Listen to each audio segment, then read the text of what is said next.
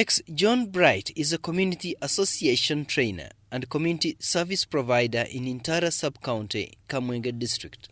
The services that we offer to the farmers actually, there is extension services. That extension services is offered on free basis, but we target actually. We get paid indirectly because like when you go and we trained about the local agronomical practices and like fertilizer use. Once a farmer adopts it, they will come and purchase those products from our shops. And even they might go to other shops, but basically they prefer buying from my shops because they know that I sell what I know and I tell them exactly the proper directions and the procedures of using those chemicals actually. He began as a community-based farmer trainer in Intara sub-county and later became a progressive and respected agro-service provider and input dealer. Because I can remember since 2009 when I joined Sasakawa, as a CBF. By then I was managing the only one parish, which is Intara Parish in Intara sub-county, and I had more than 12 farmer groups that had like 250 farmers. So, but because I looked at the dealing with farmers as an opportunity of making businesses also, I was focused to start some agro business, whereby I focused mostly on offering services to the farmers because I realized that there were some gaps, mostly in post-harvest. He began as a post-harvest service provider, having realized that there was need for such a service in the area.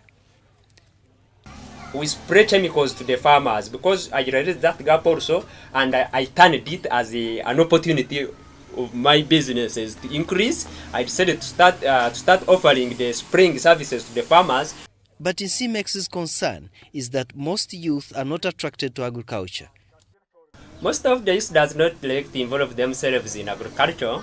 I might think of the government should change maybe some punishments that are being given to students and the other children in school, because whenever someone commits something bad, as a punishment you have to do an agricultural activity at school. So it has been very bad because most of the youth grow up knowing that maybe agriculture is a punishment. So they don't want to involve themselves. But with this side, actually I have tried to convince my fellow youth to get involved in agriculture, because I realized that the youth, most of the youth like the quick money, actually cash money. They don't want to wait for a long period. That's why I have involved my youth in my businesses. He has set up a youth-friendly model that is pulling many to get involved along the agricultural value chain as service providers, marketers and trainers. I completed my O-level, then after I joined, I got a certificate in agriculture. Then after I came here to supply products to the farmers, try to explain them how they do their crops.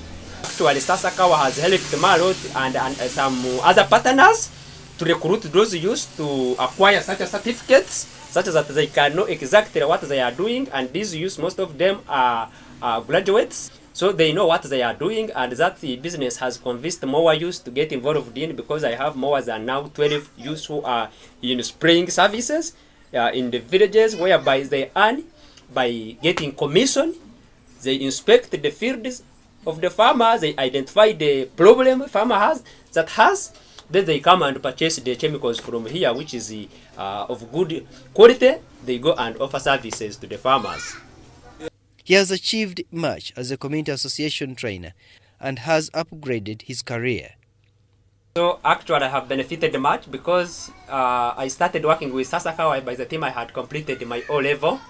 It was 2009 and it took me longer to complete that O-level, more than 9 years, because of school funds. So but now I have managed to push myself from O-level to a certificate in a National Certificate of Agriculture, which I managed to pay for myself. I have children who are in boarding schools. They are doing well.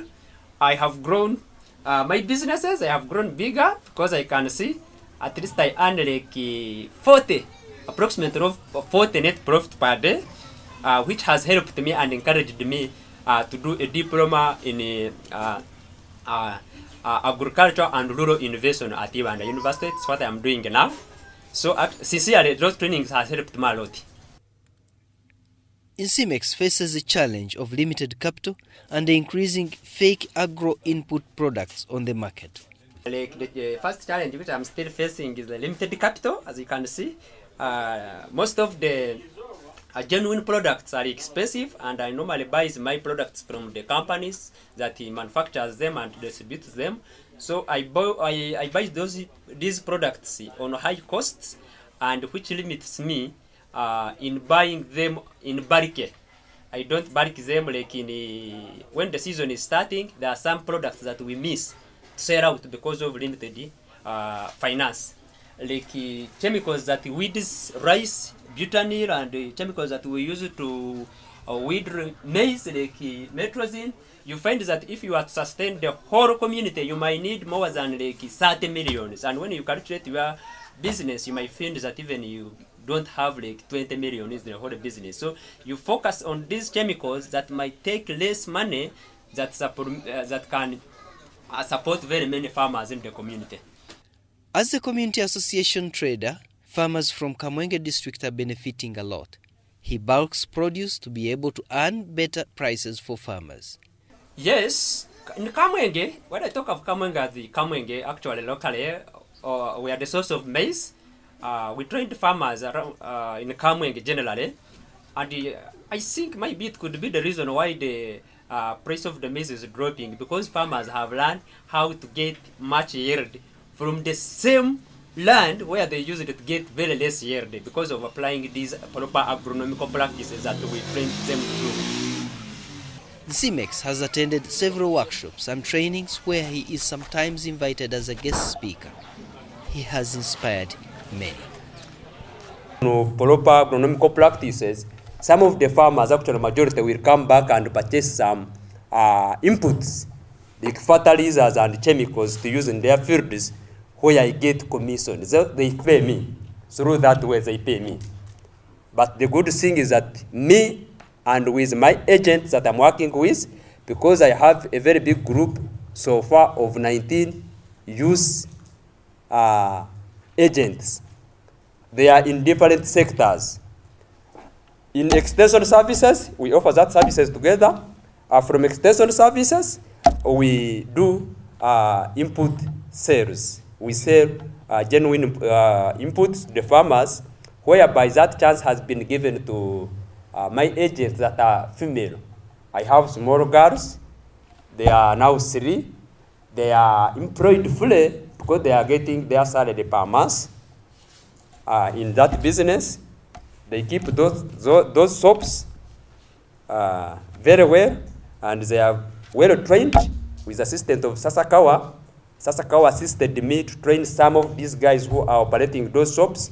They have certificates in safe use and in chemical application, which we got from MAIF. At least we know what we are doing. And most of these youths did agriculture at certificate level at least. We are in a section which we know. So from agro inputs, we do spraying services. We targeted. We realized that after selling these inputs, the time for planting, when the time for planting is over, we had nothing like income. We thought of something that can earn us something during that period.